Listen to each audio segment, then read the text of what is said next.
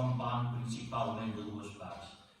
La primera, la forma del document coetanis que hem trobat, referent sobretot a Felanitx.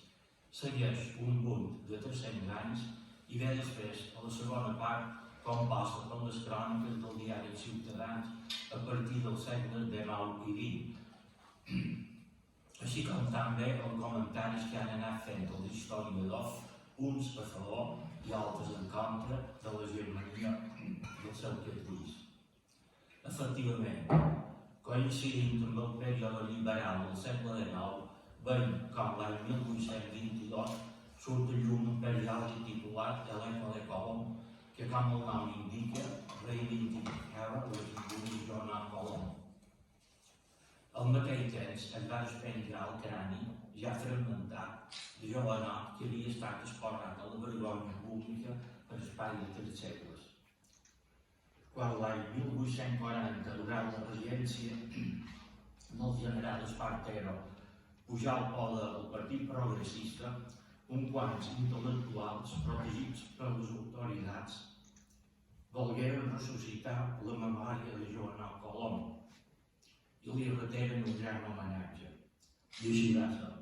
El 1841, l'Ajuntament de Palma encarregà una pintura de Colom havent-la declarat Fill Il·lustre de Mallorca, i el mes de desembre, des de la placeta del Roser, lloc on havia tingut el domicili Colom, partí una comitiva composta de les autoritats militars, civils i eclesiàstiques, acompanyades de la banda de música militar, anaren en solemnitat cap a la plaça de Cort, on es posaren el retrat de Colom i es feren els corresponents discursos elogiadors. Continuant la cronologia, l'any 1865, l'Ajuntament de Palma va dedicar un nou carrer recentment obert a Joan Colom, nom que mantingué fins a final de segle en què, coincidint en l'aniversari del descobriment d'Amèrica, l'Ajuntament retirà el nom de Joan i el dedicà a Cristòfol Colom, fins que, arribats a la democràcia actual, a la dècada de 1980, fou restituït el nom de Joan d'aquell carrer. D'altra banda, consta també que l'any 1849 el pintor Ricard Carlota presentà a l'Exposició Universal de París un quadre titulat Martiri de Joan Colom. Parlant de pintures, no hem d'oblidar aquell quadre que representa l'assassinat del batlle felanitxer Onofre Ferrandell, avui conservat al Museu de l'Art de Bossa. Centrant-nos més en el cas de Felanitx, trobam que l'historiador mossèn Carme Bossà, l'any 1922, fa grans elogis reivindicatius de Joan Colom, dient que no ha dubtat en encomanar un quadre perquè figuri en la galeria de les persones notables de la vila. En canvi, l'historiador Miquel Bordoi, l'any 1943, a la seva obreta sobre la germania de Felanitx, tracta Joan Colom de cabecilla revolucionario. L'Ajuntament republicà de 1931, amb el val de Pere Oliver al capdavant, dedicà la plaça Pats a Joan Colom i al mateix temps va encarregar la confecció d'un quadre, d'un retrat. Referent als nostres dies, he de citar l'historiador Onofre Baquer,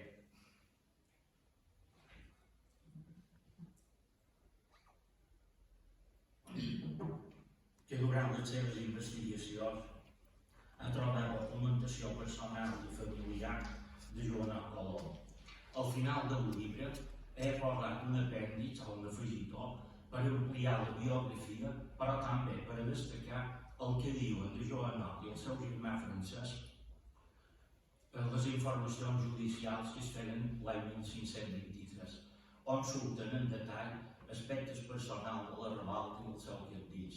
Així, poden veure el que feien el forner, carnisser, cuiner i altres persones diverses per complaure els germans Colom i els germanats.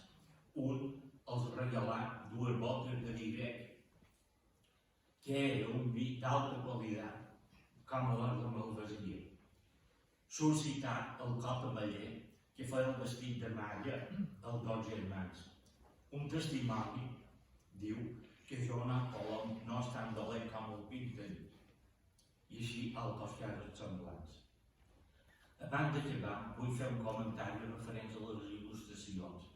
El quadre de 1841, en comptes de representar un guerrer lluitador, el retratista el mostra com un home decorat melíflug, perquè sí, està com així, revestit amb la gramalla dels jurats del regne, quan Joanot i els germanats havien lluitat contra aquestes i les altres autoritats mallorquines.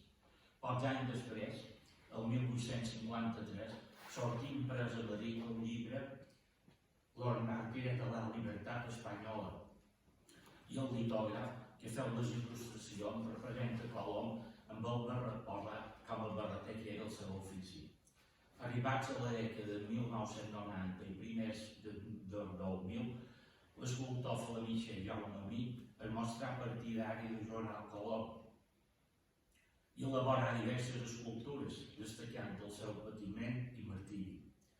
Fent un resum del llibre, hem d'assenyalar que al llarg d'aquests 500 anys, sens dubte, Joan Colom ha estat el personatge flamenc més comentat, uns a favor i altres en contra.